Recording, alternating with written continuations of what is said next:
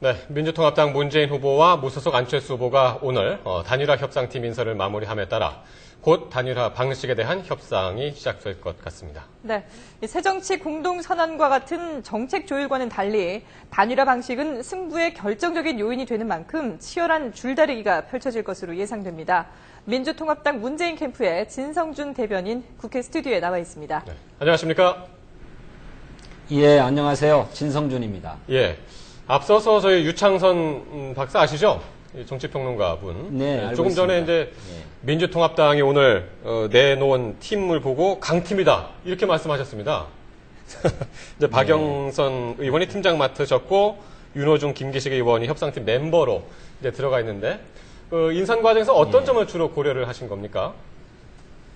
예, 그분들은 다 야권 연대 협상에 직접적으로 참여한 경험을 갖고 계십니다. 예. 잘 아시다시피 박영선 의원은 지난 서울시장 보궐선거에서 박원순 후보와 함께 야권 단일화 경선을 함께 하셨던 분이고요. 예. 윤호중 의원과 김기식 의원도 다양한 야권 연대 협상에 참여했던 경험을 갖고 계신 분입니다.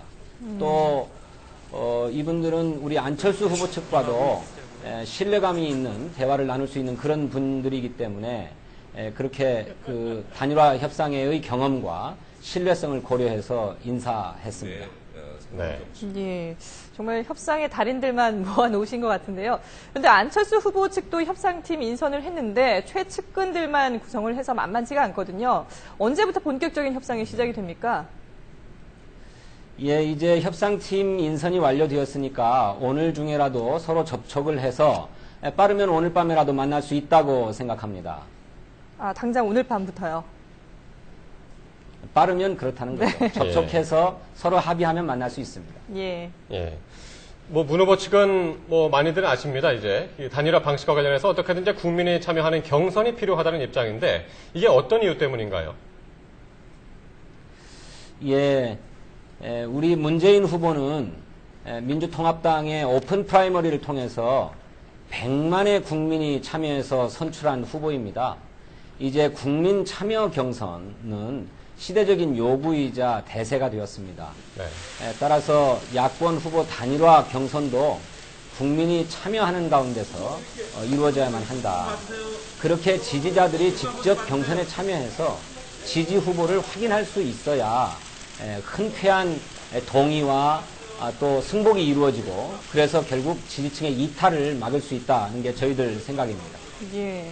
그런데 지금 이제 후보 등록일까지 한 2주 정도 남았거든요. 협상하는 시간을 뺀다면은 시간적으로 상당히 물리적으로 어렵다는 지적들도 있는데요.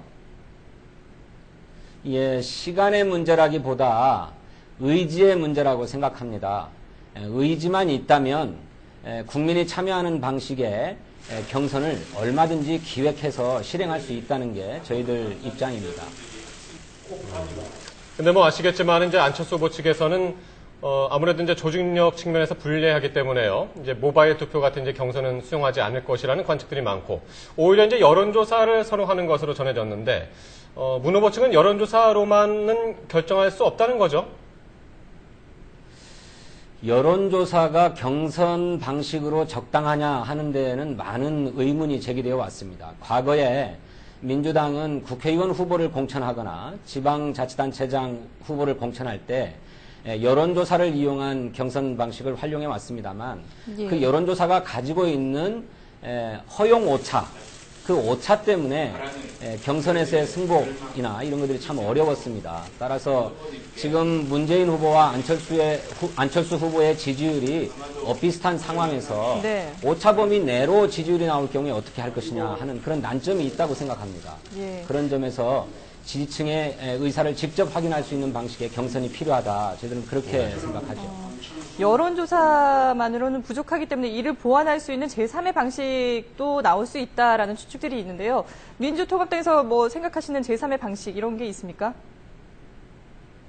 예, 저희들은 단일화 경선을 치르는 데 있어서 방식은 세 가지 원칙에 입각해서 구상되어야 된다고 생각합니다. 하나는 국민이 직접 참여하는 방식이어야 한다는 것이고 예. 두 번째는 국민의 알 권리를 충족시키는 방식이어야 됩니다.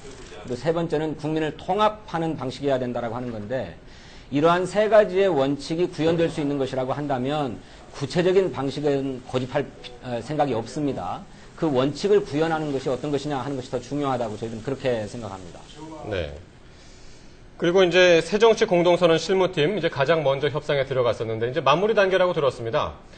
그런데 이제 의원수 네. 축소라든가 이 중앙당 폐지 같은 부분에 있어서는 이제 이견이 있는 것으로 알려졌는데 이 부분은 어떻게 조정이 되고 있나요? 예, 마지막까지 쟁점으로 남아 있다고 들었습니다.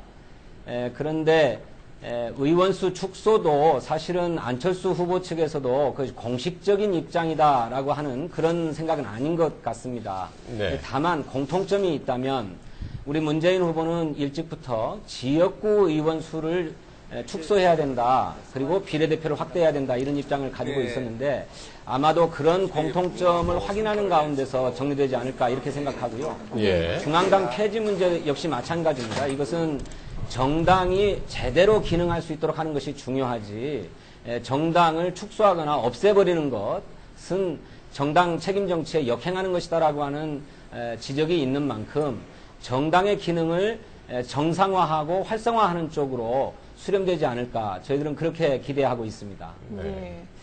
이 단일화 방식과 또 다르게 이게 복지 정책, 경제 복지 정책이라든지 통일 외교 안보 정책 협상팀도 함께 가동하기로 했는데요. 이렇게 분야별로 정책 공동 실무팀을 추가로 구성한 것은 어떤 이유에서인가요? 예, 애시당초 문재인 후보는 단일화 협상을 해나가는 데 있어서는 크게 세 가지의 트랙이 필요하다고 생각했습니다.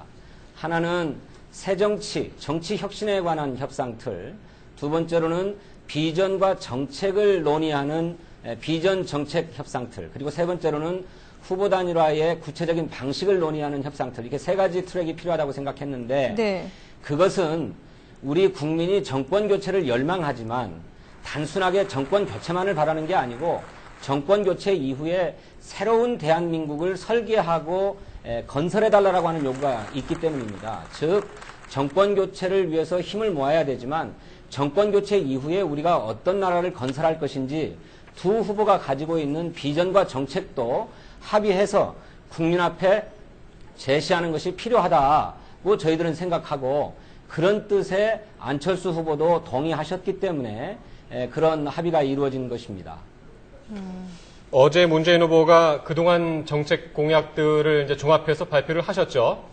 정치 쇄신, 예. 또 경제 민주화 등 이제 5대 분야 실천 공약을 발표하셨는데 다른 후보들하고 이제 차별화된 정책 공약이 있다면 어떤 부분이 있을까요? 예, 뭐니 해도 일자리를 공약의 첫 손가락에 꼽은 것이 제일 강조하고 싶은 대목입니다. 예. 우리 문재인 후보는 경제 민주화도 복지도 결국 일자리로 수렴되는 것이어야 한다라는 생각을 갖고 있고 과거 우리 이 경제 개발의 패러다임이라고 하는 것이 성장을 통해서 일자리를 만들자라고 하는 것이었는데 이제 그게 아니라 일자리를 통해서 성장해야 된다라고 하는 새로운 패러다임을 구축해야 된다라고 하는 점을 강조했습니다. 그렇게 일자리를 제1 공약으로 내세운 것이 다른 후보와 차별화되는 지점이라고 생각하고요. 두 번째로는 남북 관계를 정상화하고 한반도 평화를 실현하기 위해서 집권하면 당선되면 1년 이내에 남북 정상회담을 추진하겠다라고 하는 것이 두 번째 가는 공약입니다. 예. 저는 이 두 가지 지점이 다른 후보에게는 없는 공약이다 이렇게 생각합니다.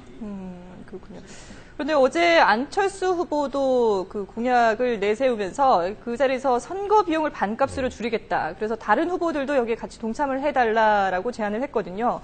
이 법정 선거 비용 제한액이 한 559억 원 정도 되니까 1인당 280억 원 안쪽으로 써야 된다는 말인데 문재인 캠프 측에서는 어떤 입장이신가요? 예, 선거 비용을 줄이자라고 하는 말씀은 좋은 취지라고 생각합니다. 그렇게 실현될 수 있으면 좋겠습니다.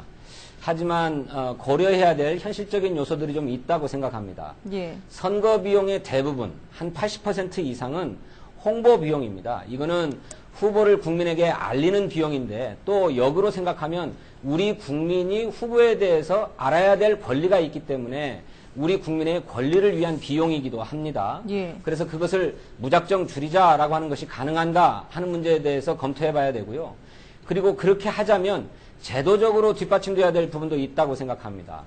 지금 법정 텔레비전 토론은 모두 4번을 하도록 되어 있는데 그중에 3번은 메이저 후보들이고 1번은 마이너 후보들입니다. 네. 그런데 텔레비전 토론을 더 늘린다면 자연스럽게 국민에게 후보를 알릴 기회는 보장되는 것이고 또 우리 국민들이 후보들을 판단하고 선택할 수 있는 기회는 더 늘어나는 것이다. 그런 점에서 텔레비전 토론 기회를 늘린다든지 예. 또 공영방송에 한해서는 텔레비전 정치 광고 비용을 무료로 한다든지 하는 식의 이런 제도적인 보완점들이 함께 뒷받침되면 선거 비용을 줄이는 문제가 현실화될 수 있겠다. 저희는 네. 그렇게 생각합니다. 예. 어제 박근혜 후보는 또 가계부채 대책을 발표하지 않았습니까? 이 고금리 대출을 10% 대출로 이제 전환을 하는 것을 골자로 해서 최대 18조 원 규모의 기금을 조성하겠다는 내용인데요. 어떻게 평가하는지가 궁금하고요. 또 문재인 후보의 가계부채 대책과는 어떤 차이점이 있습니까? 예, 지금도 그렇게 그 거리의 이자를 조금 낮게 바꿔주는 제도가 운영되고 있습니다. 가령 바꿔드림 론이라든지 새희망 홀씨론이라든지 이런 것들이 그런 상품인데요. 네.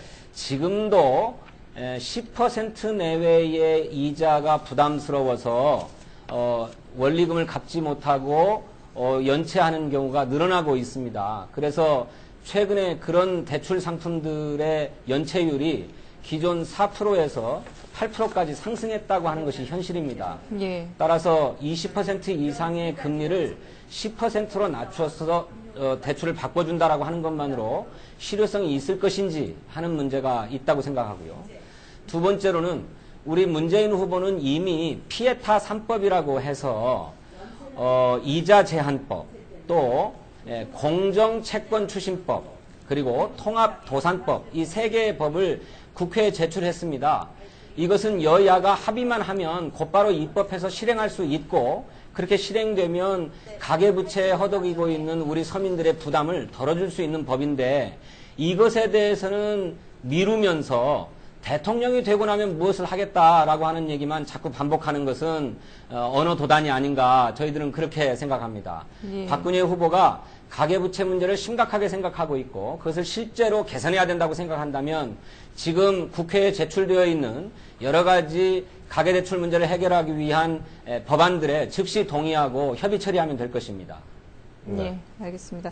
어쨌든 이 가계부채 문제는 정말 어느 후보가 당선이 되든 간에 중요한 문제가 될 것 같은데요. 어쨌든 이 단일화 협상이 본격적으로 시작이 되면서 이 안철수 후보 캠프도 마찬가지지만 문재인 후보 캠프도 긴장감이 더해질 것 같습니다. 앞으로 행보가 더 중요할 텐데요. 이번 주 문 후보는 주로 어떤 행보에 집중하실 계획이신가요? 예, 문재인 후보의 이번 주 일정의 핵심 컨셉이라고 하면 네. 서민을 보듬는 국가 지도자입니다.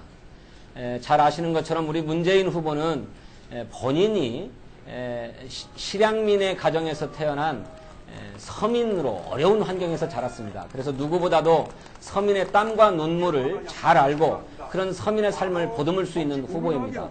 그러면서도 국정 경험과 안정적인 정치적 기반을 갖추고 있어요. 그래서 누구보다도 국가 지도자로서의 역량과 자질을 겸비하고 있다 이렇게 생각하고 있기 때문에 그런 점을 집중적으로 부각시킬 수 있는 그런 일정들을 가질 예정입니다. 예. 네.